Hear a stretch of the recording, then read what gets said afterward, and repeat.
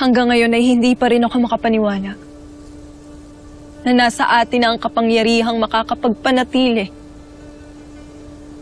ng kaayusan ng kalikasan. Totoo. Nag-level up tayo eh. Tumindi yung mga kapangyarihan natin. Diba?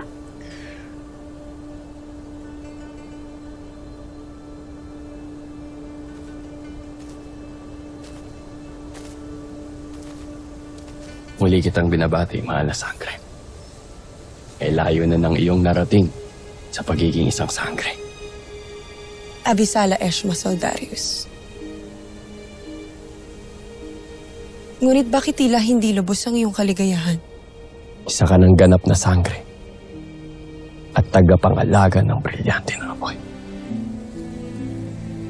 Na nagliliwanag na tila tahalang nagniningning sa kalangitan. Na mahirap abutin.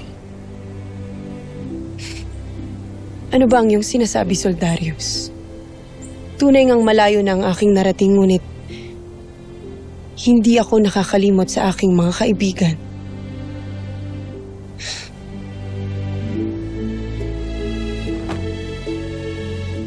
Ngunit huwag kang mangamba, Soldarius. Mananatili tayong magkaibigan habang buhay.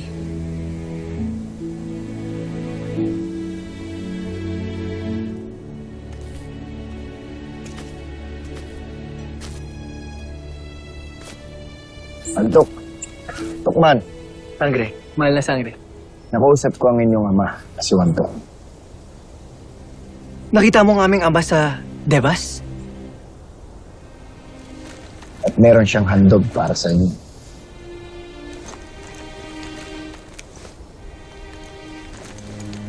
Pinapasabi niya rin sa akin na mahal niya raw kayo.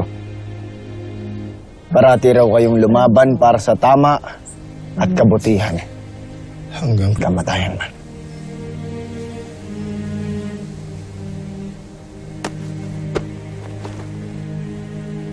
Mahal na mahal din namin ang aming ama.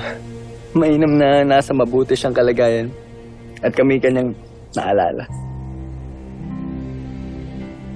Mga bagong tagapangalaga,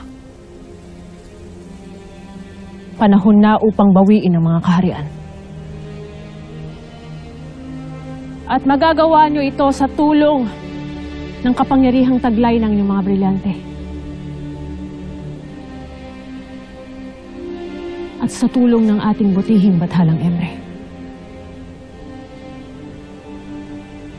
Kayo ang mga bagong sangre.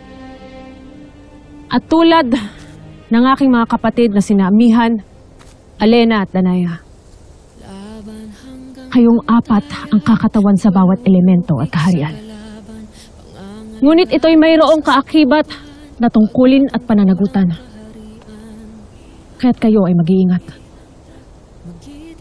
At huwag kayong palulunod sa kapangyarihang taglay ng inyong mga brilyante.